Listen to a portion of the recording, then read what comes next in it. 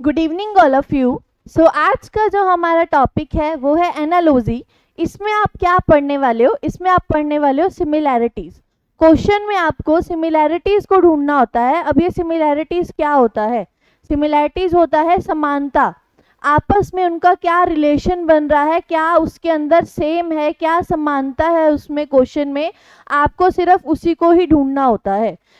हमारी जो रीजनिंग की क्लास है, रीजनिंग का मतलब ही क्या होता है? रीजनिंग का मतलब होता है रीजन। रीजन का क्या मतलब होता है? कारण। कारण का मतलब कोई ना कोई लॉजिक। तो जब आप रीजनिंग पढ़ रहे हो, उसके नाम में ही लिखा है रीजन, नाम में ही लिखा है कोई कारण, कोई लॉजिक। इसका मतलब क्या होता है कि क्वेश्चन में आपको कोई ना कोई लॉजिक मिलेगा, कोई ना कोई कारण मिलेगा, आपको सिर्फ उस लॉजिक को ही पहचानना होता है। तो सिमिलैरिटी में भी आपको यही करना है, आपको उनके क्वेश्चन में समानता पहचाननी है कि क्या उसके अंदर सेम है, क्या उसका रिलेशन बन रहा है। आपने कोडिंग डिकोडिंग की थी पिछली क्लास में, तो उसमें हम क्या करते थे? कोड को पहचानते थे। वैसे ही सिमिलैरिटी में भी आपने समानता को पहचानना है कि पहले वाले का दूसरे वाले के साथ क्या रिलेशन बन रहा है, क्या समानता है दोनों के बीच में, फिर आपका आंसर निकल जाएगा। तो लेट स्टार्ट। हम देखते हैं हमारे क्वेश्चन। तो हमारा जो पहला क्वेश्चन है वो है 4 ratio proportionate 25 ratio question mark. मतलब अब आपको क्वेश्चन मार्क की जगह पे आपका क्या आंसर आना चाहिए वो बताना है। इसमें आपका क्या बनेगा, क्या सिमिलैरिटी है, क्या समानता चल रही है, आपको ये ढूंढना है। 4 ratio 9 proportionate 25 ratio question mark. 4 जो है वो 2 का स्क्वायर है, 9 जो है वो 3 का स्क्वायर है, 25 जो है वो 5 का स्क्वायर है। तो नेक्स्ट नंबर यहाँ पे क्या आएगा, आपको यही फाइंड आउट करना है। अब हमने देखा कि 2, 3, यहाँ पे 4 जो है वो गायब है, यहाँ पे 4 जो है वो नहीं है। नेक्स्ट वर्ड है 5। इसका मतलब क्या सिमिलैरिटी चल रही है, इसमें क्या समानता चल रही है कि लगातार 2 नंबर के बाद एक नंबर को छोड़ना है, फिर आपने नेक्स्ट नंबर का स्क्वायर करना है। इसका मतलब अब जो नेक्स्ट नंबर होगा 6, उसका स्क्वायर 36 आपका आंसर हो जाएगा, डी ऑप्शन। सो गाइस, हमारा नेक्स्ट क्वेश्चन है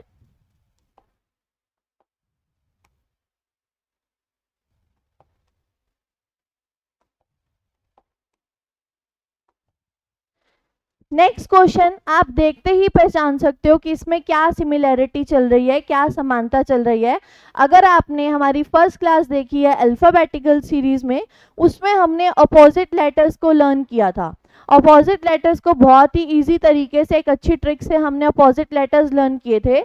इस क्वेश्चन में आपको पेन उठाने की भी ज़रूरत नहीं है, आप डायरेक्ट देखोगे केपी। केपी से हमने लर्न किया था कुर्ता पजामा, मतलब अपोजिट वर्ड्स हैं। एलओ से हमने किया था लव, लव मीन्स ये भी एलओ जो है वो अपोजिट वर्ड है। आईआर से हमने किया था इंडियन रेलवे, तो ये भी अपोजिट वर्ड है। अब जो हमारा नेक्स्ट वर्ड है वो यहाँ पे क्या आएगा, हमें ये तो पता लग गया कि यहाँ पे कोई अपोजिट वर्ड ही आएगा, अपोजिट लेटर्स ही आएंगे, क्योंकि सब में अपोजिट लेटर है, K P L O I R, यहाँ पे भी कोई अपोजिट लेटर्स ही आएंगे। बट कैसे पहचाने कि कौन सा अपोजिट लेटर आएगा, वो हम इन दोनों के बीच में समानता हमने देखी कि के बाद एल आता है, के एल। उसी तरह से आई के बाद जे आता है, और जे का अपोजिट क्यू होता है। तो हमारा जो आंसर हो जाएगा वो बी ऑप्शन, जे क्यू हो जाएगा। इसी तरह से हमारा जो नेक्स्ट क्वेश्चन है वो आपको पहचानना है कि क्या सिमिलैरिटी चल रही है इनके बीच में, क्या समानता चल रही है। वो है यूपी लखनऊ। यूपी की कैपिटल लखनऊ है, उसी तरह से राजस्थान की कैपिटल क्या हो जाएगी, राजस्थान की कैपिटल जयपुर हो जाएगी। तो आपका ऑप्शन ए हो जाएगा।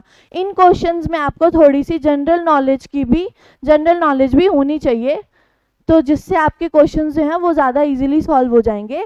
ये जो सिमिलैरिटी की टॉपिक है, इसमें आपका मैथमेटिक्स तो कवर होता ही है, साथ के साथ जीके के भी कुछ क्वेश्चन जो हैं वो भी इन्वॉल्व होते हैं।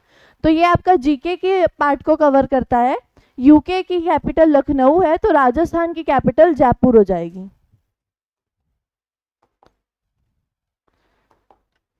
इसी तरह से हमारा नेक्स्ट क्वेश्चन है, यूपी की कैपिटल लखनऊ है तो हरियाणा की कैपिटल क्या होगी? हरियाणा की कैपिटल चंडीगढ़ हो जाएगी। तो आपका ऑप्शन जो है वो डी हो जाएगा।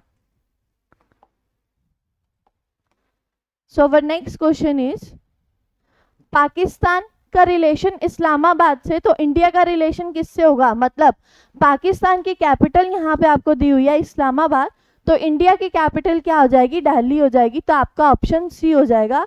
ये वाले क्वेश्चंस आपके जनरल नॉलेज पे बेस्ड हैं, आपकी जीके पे बेस्ड हैं, तो इनके लिए आपको पेन उठाने की भी ज़रूरत नहीं है, आप देखते ही बता सकते हो कि जिस तरह से पाकिस्तान का रिलेशन इस्लामाबाद से है, मतलब पाकिस्तान की कैपिटल है इस्लामाबाद, वैसे ही इंडिया का रिलेशन किससे होगा? इंडिया की कैपिटल दिल्ली हो जाएगी। तो हमारा नेक्स्ट क्वेश्चन है, यूएसए कांग्रेस। अब यूएसए का कांग्रेस के साथ क्या रिलेशन है, वैसे ही हमें इंडिया का रिलेशन बताना अपने आंसर में।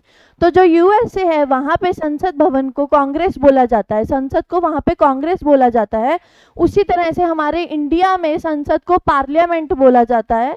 तो आपका जो ऑप्शन है वो बी हो जाएगा। ये भी आपका जीके पे बेस्ड है, अगर आपको थोड़ी बहुत भी नॉलेज है जीके की तो आपका जो क्वेश्चन है वो बिना पेन उठाए आसानी से हो जाएगा।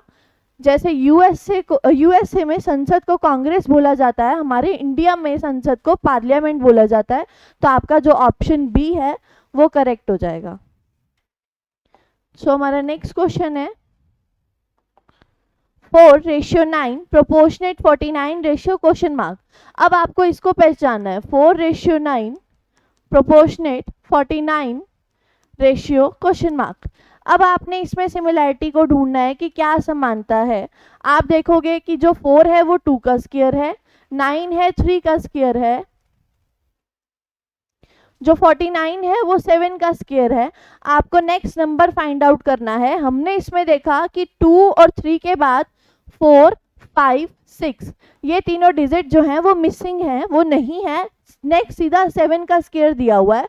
तो हमने क्या चीज़ देखी इसमें कि अगर 4 और 6 को हम छोड़ दें, बाकी सारे नंबर्स जो हैं वो प्राइम नंबर्स हैं जो सिर्फ अपनी ही टेबल से डिवाइड होते हैं।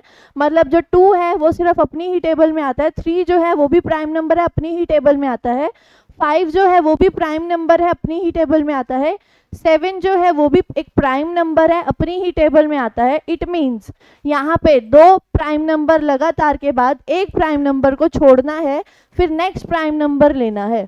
तो एक प्राइम नंबर हमने 5 को छोड़ दिया यहाँ पे, उसके बाद हमने 7 का स्क्वायर किया। नेक्स्ट जो आपका प्राइम नंबर होगा वो 11 होगा। 11 जो है वो ही अपनी टेबल पे ही आता है। कई बच्चे कंफ्यूज होते हैं 9 के लिए, तो आपको बता दूं जो 9 है वो प्राइम नंबर नहीं होता है। 9 जो है वो 3 की टेबल में आता है, 3 3 9 होता है। तो जो हमारा नेक्स्ट है वो 11 होता है। 11 का हम स्क्वायर करते हैं, जैसे इन सभी का स्क्वायर है, 2 का स्क्वायर, 3 का स्क्वायर, 7 का स्क्वायर। उसी तरह से यहाँ पे 11 का स्क्वायर 121 आपका ऑप्शन हो जाएगा, ऑप्शन नंबर ए। तो आपका जो राइट आंसर होगा वो 121 हो जाएगा। इस क्वेश्चन में जो सीरीज चल रही है वो प्राइम नंबर्स की सीरीज चल रही है। 2 प्राइम नंबर्स के बाद आपको एक प्राइम नंबर छोड़ना है और फिर नेक्स्ट 2 प्राइम नंबर्स को लेना है। तो इसी तरह से हमारा जो नेक्स्ट क्वेश्चन है वो है 5:25 प्रोपोर्शनेट 4 रेशियो क्वेश्चन मार्क। अब सम टाइम क्या होगा कभी कभी कि आपको अपना आंसर ऑप्शन देख के भी पहचानना होगा। सिमिलैरिटीज़ में बहुत सारे चांसेस ये भी होते हैं कि आपके ऑप्शंस तो बहुत सारे बनेंगे, आपके माइंड में बहुत सारी ट्रिक्स आएंगी कि ये भी आंसर हो सकता है, ये भी हो सकता है, बट आपको अपने आंसर को ऑप्शंस को देख के भी पहचानना होगा। लाइक इस क्वेश्चन में है 5:25 प्रोपोर्शनेट 4 रेशियो क्वेश्चन मार्क। अब जो 5 है वो 25 से क्या रिलेशन रखता है? 5 × 5 इज इक्वल टू 25। अब यहाँ पे क्या मतलब हो सकता है इसका? यहाँ पे इसका मतलब हो सकता है कि या तो 5 ने एक नंबर चूज कर लिया 5, उससे मल्टीप्लाई करके आंसर दिया 25, या फिर 5 ने खुद से ही मल्टीप्लाई की है, खुद के नंबर से ही मल्टीप्लाई की है, मतलब 5 ने अपने आप से मल्टीप्लाई की और वो बन गया 25। दो चांस हो सकते हैं यहाँ पे, या तो 5 ने एक नंबर चूज किया, वो नंबर है 5, तो उसने 5 5 25 किया, या फिर 5 ने खुद की मल्टीप्लाई खुद के नंबर से ही की है तो वो 25 है। इसी तरह से 4 जो है वो क्या रिलेशन रखेगा, 4 मल्टीप्लाई करेगा, जैसे 5 ने एक नंबर चूज किया 5, उसी तरह 5 से उसी नंबर से, तो वो बनेगा 20। या फिर 4 के पास भी ऑप्शन है कि वो खुद की मल्टीप्लाई खुद से कर ले, 4 4 4 अपनी मल्टीप्लाई खुद से कर ले, तो ऑप्शन बनेगा 16। अब यहाँ पे आपको ऑप्शन चेक करना है कि 20 है या 16 है, तो आपका ऑप्शन में यहाँ पे 20 है, तो आपका आंसर 20 हो जाएगा ए। इसी तरह से जो हमारा नेक्स्ट क्वेश्चन है वो सेम यही है, 5:25 प्रोपोर्शनेट 4 क्वेश्चन मार्क। सेम यही ट्रिक आप इस पे अप्लाई करोगे, या तो 5 ने एक नंबर चूज कर लिया 5 और उससे मल्टीप्लाई किया तो वो 25 आया, या फिर ऑप्शन हो सकता है कि 5 ने खुद की मल्टीप्लाई खुद के नंबर से ही की है तो 25 आया है। ऐसे ही सेम 4 के पास ऑप्शन है, या तो 4 ने एक नंबर चूज कर लिया 5, उससे मल्टीप्लाई करने पे 20 आया, या फिर 4 ने मल्टीप्लाई की है खुद के नंबर से ही, 4 ने खुद को खुद के नंबर से ही मल्टीप्लाई की तो आंसर 16 आया। तो दोनों ऑप्शंस हो सकते हैं। अब ऑप्शन में आपने चेक किया 16 है, तो आपका आंसर जो है वो बी हो जाएगा 16। तो इसी तरह से हम थोड़ा सा और एडवांस आगे बढ़ते हैं। अब इन क्वेश्चंस को करने के लिए मैं आपको थोड़े बहुत चांसेस बता देती हूँ कि क्या चांस हो सकता है। अगर तो आपका पहला नंबर बड़ा है दूसरे वाले से, अगर आपका पहला नंबर बड़ा है दूसरे वाले नंबर से, मतलब कि दूसरा नंबर जो है वो कम होने वाला है, कम होने जा रहा है, तो ज़्यादातर चांसेस होते हैं कि आपका डिवाइड का रूल लग रहा हो, कि वहाँ पे डिवाइड काम कर रही हो। ठीक है, अगर आपका पहला नंबर दूसरे वाले नंबर से बड़ा है, मतलब दूसरा नंबर कम हो रहा है, तो चांस हो सकता है कि वहां पे डिवाइड का रूल लग रहा हो।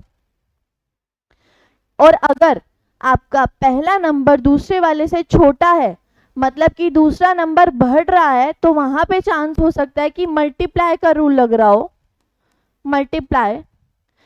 या फिर अगर आपका पहला नंबर छोटा है और दूसरा नंबर बहुत ज़्यादा बढ़ रहा है, बहुत ज़्यादा इंक्रीज हो रहा है, तो वहाँ पे चांस हो सकता है कि पावर्स दे रखी हो आपको नंबर्स की।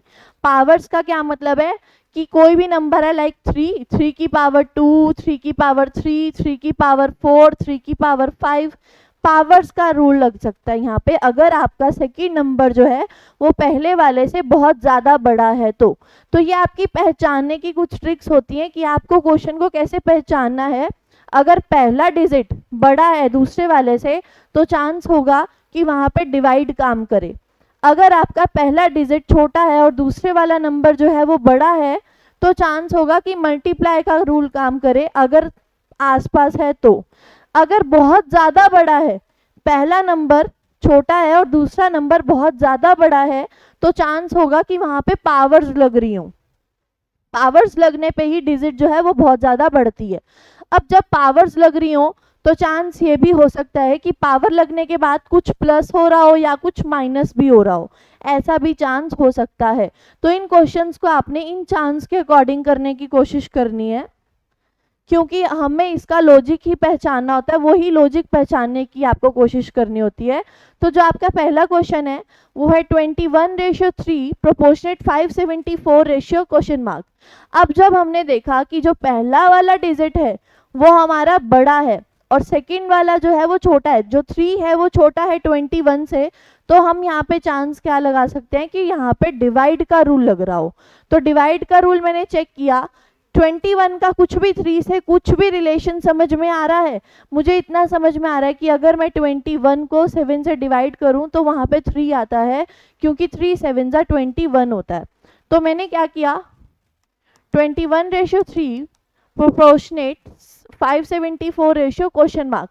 अगर मैंने 21 को 7 से डिवाइड किया तो वहाँ पे 3 आता है, मतलब मुझे रिलेशन समझ में आया इसका रिलेशन को ही पहचानना है आपने कि अगर आप इसको 7 से डिवाइड कर दो तो वो आंसर 3 आता है। उसी तरह से अगर हम 574 को 7 से डिवाइड करें, जो रिलेशन इसका इसके साथ बनाया है वही रिलेशन हमें आगे इसका इसके साथ बनाना होता है। तो अगर मैंने 574 को 7 से डिवाइड किया तो वहाँ पे आपका आंसर 82 आता है। 7 को 574 से डिवाइड करने पे आंसर 82 आता है, तो आपका जो बी ऑप्शन है वो करेक्ट हो जाएगा 82। तो इसी तरह से जो हमारा नेक्स्ट क्वेश्चन है वो हम ट्राई करते हैं। हमें क्वेश्चन में दिया हुआ है 18:30 प्रोपोर्शनेट 36 रेशियो क्वेश्चन मार्क। अब आपको इसमें रिलेशन को पहचानना है। क्या पहचानना है कि जो 18 है वो 30 कैसे बन रहा है। तो मैंने आपको यही बताया कि अगर आपकी सेकंड डिजिट बढ़ रही होती है तो वहाँ पे चांस होता है कि वहाँ पे मल्टीप्लाई लगे। अगर बहुत ज़्यादा बढ़ रही होती है तो वहाँ चांस होता है कि पावर्स काम करें। अब ये बहुत ज़्यादा तो नहीं बढ़ रही है, लिमिटेड सी ही बढ़ रही है, तो हम मल्टीप्लाई को ट्राई करने की कोशिश करते हैं। 18 को जब 2 से मल्टीप्लाई किया तो यहाँ पे आया 36। 18 को 2 से मल्टीप्लाई करने पे 36 आया। अब 36 और 30 में कुछ रिलेशन समझ में आ रहा है। 36 बड़ा है 30 से, कितना बड़ा है 6 बड़ा है, मतलब 36 में से अगर मैं 6 माइनस कर दूं तो वो 30 आपका 30 बन जाएगा। इसी तरह से आपको यही रूल 36 के ऊपर अप्लाई करना है। तो मतलब क्या है कि मल्टीप्लाई 2 माइनस 6, अगर मैंने 36 पे यही रूल अप्लाई किया तो 36 मल्टीप्लाई 2 ये आपका है 72। इसमें से अगर माइनस 6 किया तो हमारा आंसर आया 66। माइनस 6 करने पे 66 आया, तो ऑप्शंस में जो डी है वो आपका आंसर 66 हो जाएगा। यहाँ पे जो हमारा रूल लग रहा है वो है मल्टीप्लाई तो किया, साथ में हमने माइनस भी किया। 18 को 2 से मल्टीप्लाई करने के बाद -6, 18 2 जा 36, 36 में से 6 माइनस करते हैं तो वहाँ पे 30 आता है। ये रिलेशन हमने पहचान लिया। उसके बाद यही रिलेशन हमने 36 का बनाना है इसके नंबर के साथ, मल्टीप्लाई 2 -6, तो आपका आंसर 66 हो जाएगा। इसी तरह से हमारा जो नेक्स्ट क्वेश्चन है वो है 17:52 प्रोपोर्शनेट 1 क्वेश्चन मार्क। अब 17 का 52 से क्या रिलेशन बन रहा है। अब वही है कि जो सेकंड नंबर है वो फर्स्ट वाले से बड़ा है, बढ़ रहा है, तो हम देखेंगे कि चांस हो सकता है मल्टीप्लाई का हो। जब बहुत ज़्यादा बढ़ रहा होता है तो चांस होता है कि वहाँ पे पावर्स हो। तो ये बहुत ज़्यादा तो नहीं बढ़ रहा है, लिमिटेड सा ही बढ़ रहा है, तो इट मीन्स यहाँ पे मल्टीप्लाई का चांस हो सकता है। तो हम मल्टीप्लाई को लगाने की कोशिश करेंगे। 17 को अगर मैं 2 से मल्टीप्लाई करती हूँ तो वो मेरा आता है 34। 17 को अगर आप 2 से मल्टीप्लाई करते हो तो वो आता है 34। तो मैंने देखा 52 और 34 में तो बहुत ज़्यादा डिफरेंस है, कोई लॉजिक नहीं बन रहा है। तो मैंने 17 को 3 से मल्टीप्लाई किया तो वो मेरा आया 51। 17 को 3 से मल्टीप्लाई करने पे 52 के नियर बाय पहुंच गए, या 52 के पास पहुंच गए, 51 पे पहुंच गए। मतलब अब इसमें +1 कर दूं तो वो 52 ही तो बन जाएगा। इट मीन्स वहाँ पे क्या लॉजिक लग रहा है कि मल्टीप्लाई 3 + 1, ये वाला लॉजिक आपका अप्लाई हो रहा है 17 के ऊपर। 17 को अगर मैंने 3 से मल्टीप्लाई किया वो 51 बना, +1 किया तो 52 बन गया। तो आपका जो 17 से रिलेशन 52 बन रहा है वो मल्टीप्लाई 3 + 1 का बन रहा है। तो इसी तरह से अगर मैं 1 के साथ यही रिलेशन लगाऊं तो क्या बनेगा, 1 × 3 3 + 1 4। तो आपका जो आंसर है वो बी ऑप्शन 4 हो जाएगा। तो इसी तरह से आपको बस रीजनिंग में लॉजिक को ही पहचानना होता है और वो लॉजिक पहचानने के बाद आपका आंसर निकल जाता है। तो हमारा जो नेक्स्ट क्वेश्चन है 3:243 प्रोपोर्शनेट 5 क्वेश्चन मार्क। अब इसमें हमें क्या समझ में आ रहा है, अब हमने देखा कि जो सेकंड नंबर है वो बहुत ज़्यादा बढ़ रहा है, बढ़ तो रहा है लेकिन बहुत ज़्यादा बढ़ रहा है। वही 2 केसेस आपको बताए थे कि अगर बढ़ रहा होता है तो चांस होता है कि वहाँ पे मल्टीप्लाई हो रहा हो, और अगर बहुत ज़्यादा बढ़ रहा होता है तो वहाँ पे चांस होता है कि पावर्स का चल रहा हो, पावर्स चल रही हो। तो हमने यहाँ पे देखा कि जो 3 है वो 2 4 3 जो है वो बहुत ज़्यादा बढ़ रहा है, मतलब यहाँ पे हम ट्राई करेंगे कि पावर्स चल रही होंगी। तो जो 3 4 3 है ये 3 की पावर 5 होती है। 3 को 5 टाइम्स आप मल्टीप्लाई करते हो तो आपका आंसर 243 आता है। तो इसी तरह से जैसे 3 की पावर 5 243 होता है, उसी तरह से 5 की पावर अगर आप 5 टाइम्स करोगे तो आपका जो आंसर आएगा वही आपका आंसर हो जाएगा। तो 5 की पावर 5 टाइम्स करने पे 3125 आता है। तो आपका जो ऑप्शन है वो डी करेक्ट हो जाएगा। इट मीन्स जब बहुत ज़्यादा कोई नंबर बढ़ रहा होता है वहाँ पे आपका जो रूल है वो पावर्स का लग रहा होता है, तो आपको पावर्स को चेक करना होता है कि कितनी पावर्स हैं उस नंबर की। तो जैसे 3 की पावर 5 243 है, वैसे 5 की पावर 5 3125 हो जाएगा आपका आंसर। तो हमारा जो नेक्स्ट क्वेश्चन है, अब हमने देखा कि जो फर्स्ट नंबर है वो बड़ा है सेकंड वाले नंबर से। जब फर्स्ट नंबर बड़ा होता है सेकंड वाले नंबर से तो वहाँ पे चांस होता है कि आपका डिवाइड का रूल लग रहा हो। तो हम वही ट्राई करने की कोशिश करेंगे कि डिवाइड का रूल यहाँ पे अप्लाई होगा या नहीं। 20 को अगर मैं 2 से डिवाइड करूँ तो वहाँ पे 10 आता है। 10 जो है वो 11 के नियर बाय है, पास है। कितना पास है? 1 डिजिट का फर्क है। तो 10 + 1 किया तो 11 आ गया। इट मीन्स यहाँ पे क्या रूल लग रहा है कि आपने डिवाइड करना है 2 से और प्लस करना है उसमें 1, तो आपका जो सेकंड पार्ट है वो आ जाएगा। इसी तरह से अगर आप यही वाला लॉजिक 102 पे अप्लाई करते हो तो आपका क्या आंसर आता है? 102 को अगर मैं 2 से डिवाइड करूं तो ये 51 आता है। 51 में आपको +1 करना है तो ये 52 आता है। तो जो आपका ऑप्शन बी है वो आपका आंसर हो जाएगा 52। यही लॉजिक हमने अप्लाई किया, जो हमने 20 का 11 के साथ रिलेशन बनाया था वही हमने 102 का बनाना है। तो 20 का 11 के साथ डिवाइड 2 + 1 किया था, तो वही 102 का डिवाइड 2 + 1 करके 52 बनाना। तो आपका जो नेक्स्ट क्वेश्चन है 42:20 प्रोपोर्शनेट 64:? अब आपको इसी को भी ऐसे ही समझना है कि जो फर्स्ट वाला नंबर है वो बड़ा है सेकंड वाले से, सेकंड वाला नंबर छोटा है, तो क्या चांस होगा कि यहाँ पे भी डिवाइड का रूल लग सकता है। जब भी सेकंड वाला नंबर छोटा आता है तो ज़्यादातर चांसेस यही होते हैं कि वहाँ पे डिवाइड का रूल काम कर रहे। तो 42 को अगर मैंने 2 से डिवाइड किया तो यह है 21। अब जो 21 है और जो 20 है, 21 को मुझे 20 बनाना है ना, क्योंकि क्वेश्चन में तो 20 है।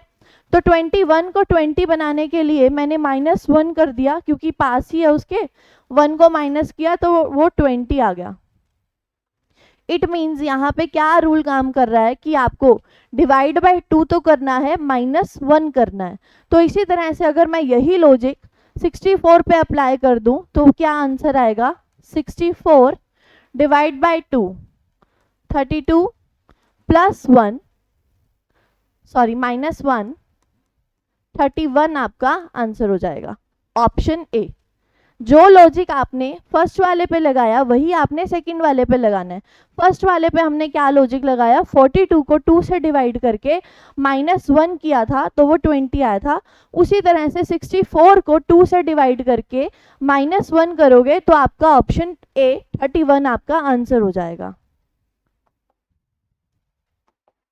इसी तरह से हमारा जो नेक्स्ट क्वेश्चन है 121 से 12 हो रहा है। 121 से 12 हो रहा है मतलब बहुत ज़्यादा कम हो रहा है। अब बहुत ज़्यादा कम हो रहा है तो हम क्या देखेंगे कि पावर्स का रूल अप्लाई करेंगे, क्योंकि डिजिट जो है वो बड़ी है, बहुत ज़्यादा बड़ी है। जब बहुत ज़्यादा डिफरेंस आता है तो वहाँ पे पावर्स काम करती हैं। तो हमने देखा जो 121 है वो 11 का स्क्वायर होता है। 121 को देखते ही हमें ये पता लग गया कि ये 11 का स्क्वायर होता है, पावर है 11 की 2।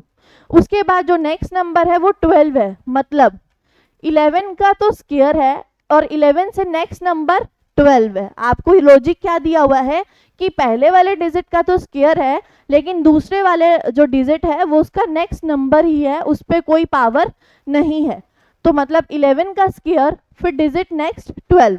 इसी तरह से जो 25 है वो 5 का स्क्वायर है और 5 से नेक्स्ट डिजिट क्या होती है? 6। तो आपका आंसर क्या हो जाएगा? बी 6।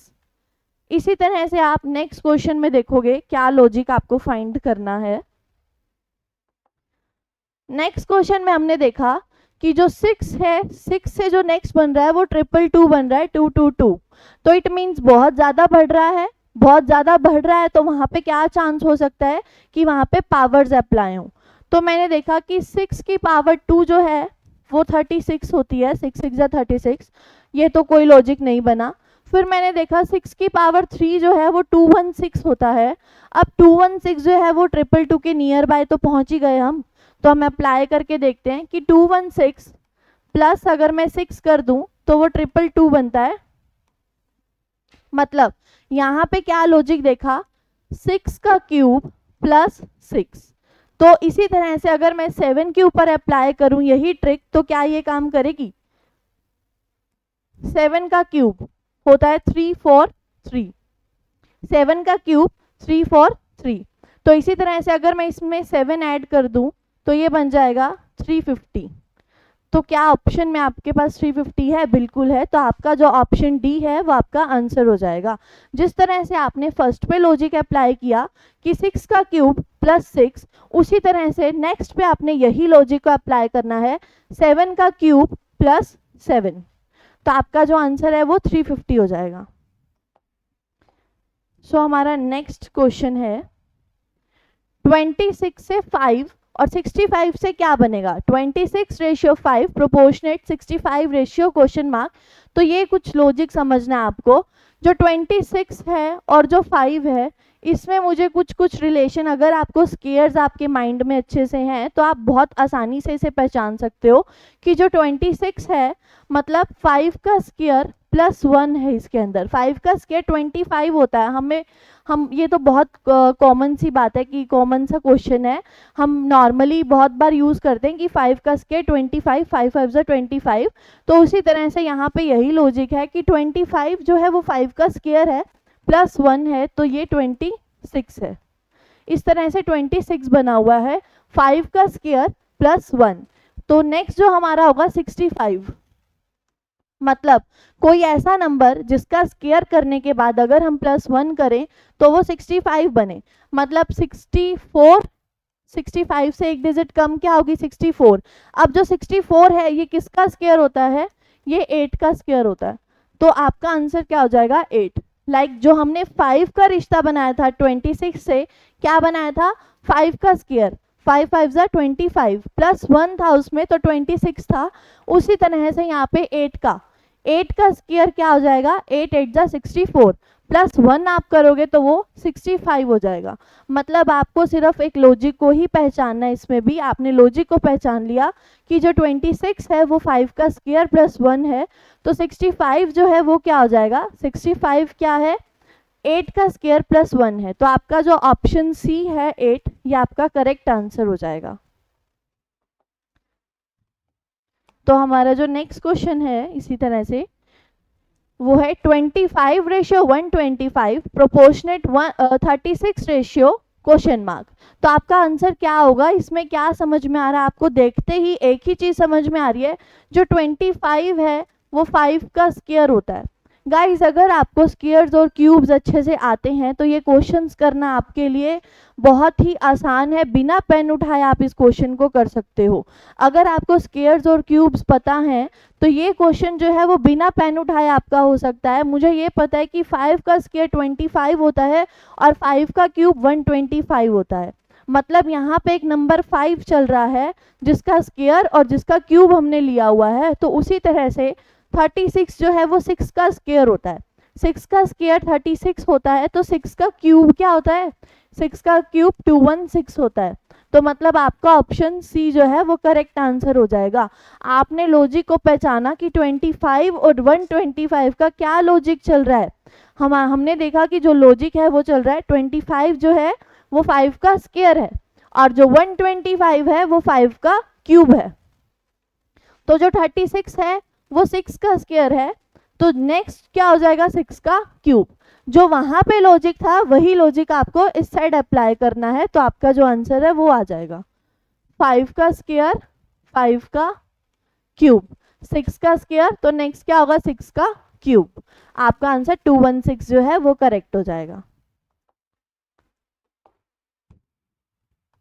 नेक्स्ट हमने देखा 14:9 प्रोपोर्शनल 26 क्वेश्चन मार्क। तो यहाँ पे हमने रूल अप्लाई करने की कोशिश की हमारी डिवाइड वाली, क्योंकि सेकंड जो डिजिट है वो छोटा है पहले वाले से, तो हमने 14 को 2 से डिवाइड किया तो ये 7 आ गया। अब 7 और 9 का क्या रिलेशन है, मतलब आसपास ही है, तो मैंने 7 में 2 प्लस कर दिया तो वो 9 बना। तो यहाँ पे मुझे लॉजिक क्या समझ में आया कि 14 को 2 से डिवाइड करने के बाद +2 किया है तो वहाँ पे 9 आ गया है। उसके बाद अगर मैं यही लॉजिक 26 पे अप्लाई कर दूं, 26 डिवाइड बाय 2 तो ये 13, फिर +2 तो ये 15। तो यहाँ पे आपका लॉजिक काम करा, ऑप्शन सी 15 जो है वो आपका करेक्ट आंसर हो जाएगा। कैसे? जो रूल आपने फर्स्ट पे अप्लाई किया 14 और 9 को लेके, वही रूल आपने 26 पे अप्लाई करना है। तो हमारा जो रूल था 14 डिवाइड बाय 2, फिर उसमें हमने 2 को प्लस किया था तो 9 आया था। उसी तरह से 26 को आपने डिवाइड बाय 2 प्लस 2 करना है तो 15 आपका आंसर हो जाएगा। तो इसी तरह से जो हमारा नेक्स्ट क्वेश्चन है, गाइज आपको इन क्वेश्चंस में सिर्फ लॉजिक को पहचानना होता है कि क्या लॉजिक लग रहा है। उस लॉजिक को पहचान लिया अगर आपने तो आपके क्वेश्चंस बहुत इजीली सॉल्व हो जाएंगे। तो हमारा जो नेक्स्ट क्वेश्चन है वो है 8:28 प्रोपोर्शनेट 27:? यहाँ पे मैंने लॉजिक को पहचानना।